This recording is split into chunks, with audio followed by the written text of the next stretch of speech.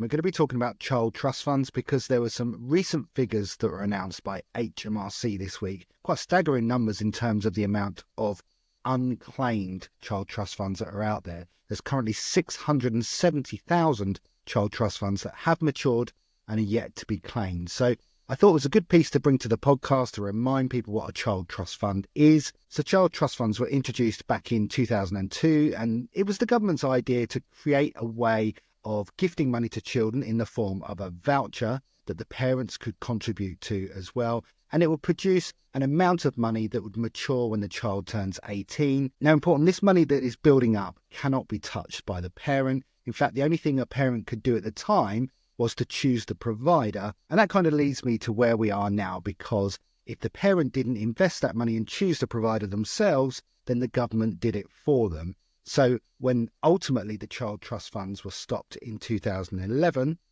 that meant there were lots of child trust funds out there, and it left many parents and now children turning into adults not knowing that these things exist. So the reason I'm bringing it to the pod now is to kind of make people aware that these things exist.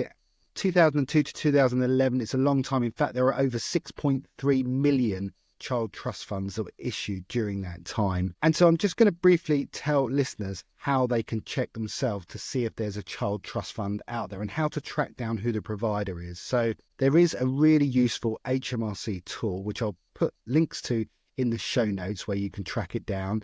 Now, parents just need to provide the child's full name, their address and date of birth, as well as any previous names if the child's changed their names in that time.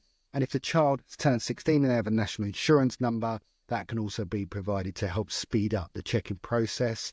Children over the age of 16 can track down their own child trust fund if they want, so long as they have that national insurance number. And just to be aware that if your child is 16 and they're searching for their own child trust fund, then they may well need to set up a government gateway ID as well. So just make them aware of that. Once you've submitted the forms to HMRC, you'll be contacted within around 3 weeks, and they should be able to provide you with details of who the trust fund provider is and how to take that on to the next stage.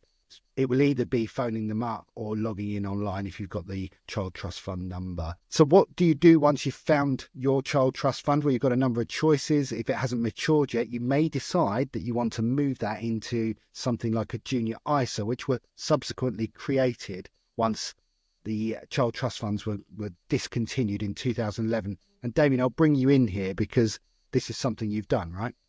Yeah, so my first daughter had a child trust fund, and the problem with child trust funds is that they are generally expensive. They were a product that had very few investment options. If you had one where you could invest, they were poor value for money. And then junior ISAs come along, and junior ISAs now are low cost, they're competitive, and there's a range of products, and there's a lot of new providers. So child trust funds were a legacy product that was just left to wither on the vine. So obviously you could transfer to a junior ISA if the person is still a child. If the child who the child trust fund was for is an adult now, then technically they have the choice just to take the money and do what they want with it if they want to, or they could decide to start their own investment journey. So Andy, I think that's it on child trust funds.